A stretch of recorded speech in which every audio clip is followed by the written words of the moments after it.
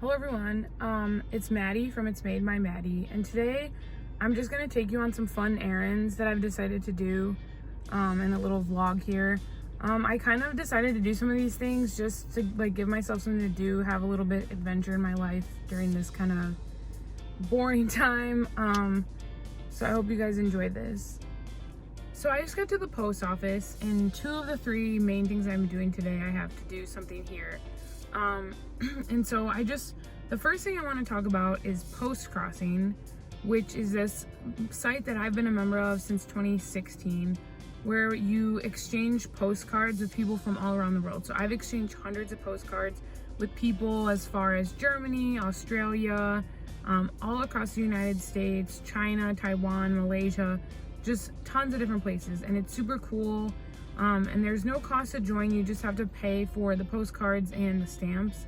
And postcards and just mail in general are kind of like a dying art or a dying hobby for people. So it's really fun to scope out where are postcards at, and just keep the postal service stimulated and keep postcard collecting alive.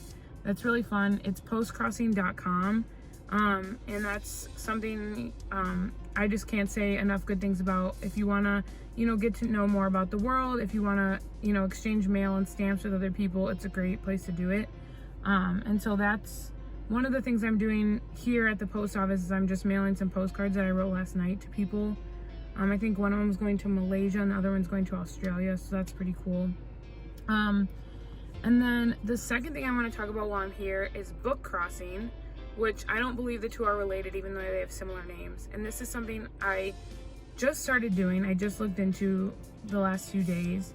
And it's basically where if you have a book that you are willing to pass on to someone else you're done with, you register it on this website and you get a code where if in theory the next person who gets it is supposed to register it as well, and you're supposed to be able to see how far it travels. So since I'm at the post office, I registered a couple books that people you can see on there have them on their wish list, and I offered to mail them to them. So I'm mailing some of those books. And then I also have a few more books that I'm gonna try to hunt down a little library box in a neighborhood to put those books in it, to see if someone might pull it out of the box and register it as well. So those are kind of the first two things that I'm doing, is book crossing and post crossing. Feel free to leave a comment below, or if you know me personally, ask me about either of them, because they're really cool. And the unfortunate thing about book crossing is it seems very unstimulated, stimulated.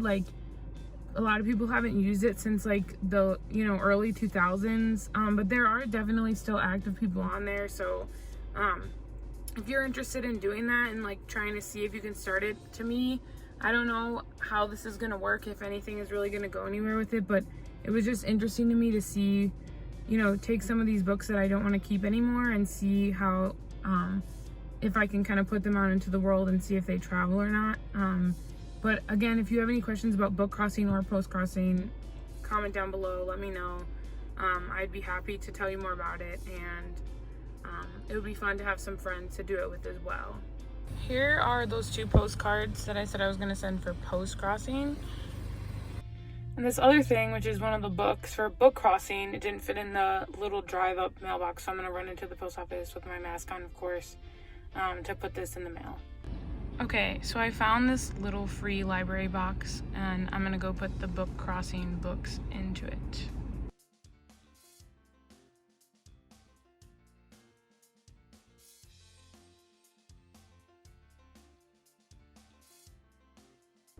So the next errand I'm running today is I'm going to try to do a plastic-free grocery shop, just to make one single meal for my family. And so I've always been really interested in sustainability stuff, and I've tried to do my part with recycling and things like that. But recently I'm learning more about the life cycle of different materials and things like that. And with plastic, even if it gets recycled, which even if you put it in your recycling bin, the likelihood that it's actually going to get recycled is not very high, which is sad. But even if it does get recycled, every time it gets recycled, it gets downgraded to a lesser quality plastic. So eventually it's like it reaches its end of its life, like it cannot be recycled anymore.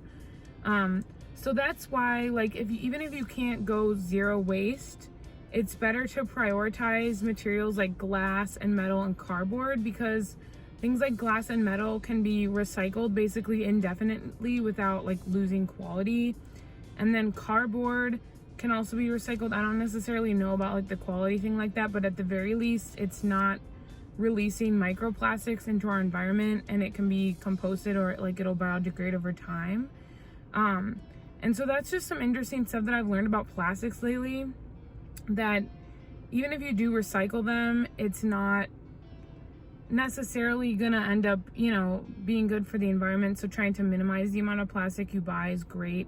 I know like one example that I've definitely seen is like, you know, it's really like easy to grab the pre-packaged produce or stuff like that because it seems easier to grab, but it's so easy to just take a few seconds and grab the stuff that without packaging.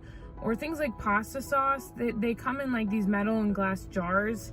So if you just grab those instead of like a, you know, a plastic container of pasta sauce, it's just paying attention. It's not really that hard to minimize plastic, but just paying a little bit better of attention can be super easy.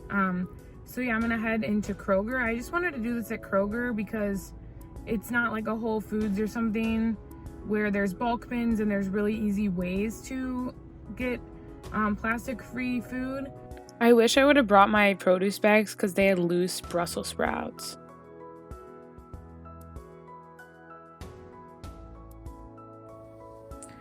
All right, so I'm back from my plastic-free grocery shop, and I wanted to do a little haul of what I got. So I ended up going with like a burrito bowl themed dish. And it's going to be very veggie focused, as you can kind of see. But so what I got was, first of all, to kind of make it heartier, I got an eggplant, as you can see here. And then I got several other kind of classic burrito bowl vegetables, peppers, onion, avocado, and tomatoes. I'm thinking I might make like a guacamole with the avocado, lime, and onion, maybe some of the tomatoes, and then I'll just grill up the peppers and the onion as well. So these are the sort of things that I got in the produce section. And again, like I could tell there was a lot of things like the onions, potatoes, tomatoes, where they have tons of selections without packaging, but then they also have tons with packaging. And so again, it's kind of just a matter of like being mindful of grabbing the one without packaging. I didn't use plastic bags obviously in the produce section, and I also didn't bring my own produce bags, but those are another great way to not use plastic bags or plastic packaging. And so that's kind of what I got in the produce section. And then in terms of flavoring the whole dish, I would normally go towards like putting a taco seasoning or something in it, but all of those are kind of in that questionable, is it paper, is it plastic pouches and things like that. So I ended up kind of getting a few things. I got some medium salsa to hopefully spice it up a little bit. I also got some green chilies in a can, and then I got the spicy black beans. That was my kind of choice there to add some flavor to the dish. This other thing that I got was a queso dip in a glass jar with a metal lid. And normally, personally, I wouldn't necessarily grab something like that for myself, but my family I know likes cheesy and creamy things. And so I couldn't really get like sour cream or cheese because that all comes in plastic, so I opted for that. And then as you can see, I got some corn to add to the dish. Another thing I noticed was just like the fact that a lot of the rice is in plastic bags or even plastic containers, like a rigid plastic. But I did find this one rice, and as you can see, it's just loose in the box, so that's great. And normally I wouldn't get instant rice, but that was the only one I could find that had no plastic. And I was still worried about it when I brought it home because you can never be sure, but it is loose in the box, which is great. And then I think the final thing I haven't really talked about is these chips. So I tried getting like taco shells or tortillas, and all of those were in plastic, or they were in boxes that seemed to have plastic on the inside of them. And so what I ended up doing is kind of going for a burrito bowl theme and then getting these chips. Now, these chips still have like a plastic film window there.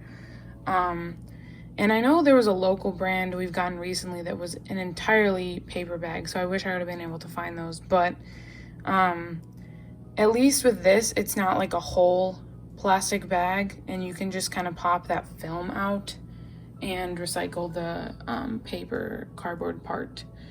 So it still is kind of better than that, just like a traditional plastic bag full of chips. So yeah, that's kind of what I got at the grocery store. Yeah, it wasn't super hard. Again, it was just kind of important to be mindful and look at the options instead of just gravitating towards the obvious thing. So here's just an overview of everything that I made. I grilled up the peppers and onions, mixed the beans, corn, and chilies, and also made a guacamole, as I had previously mentioned. And here's the final product as a burrito bowl. I hope you guys like this video.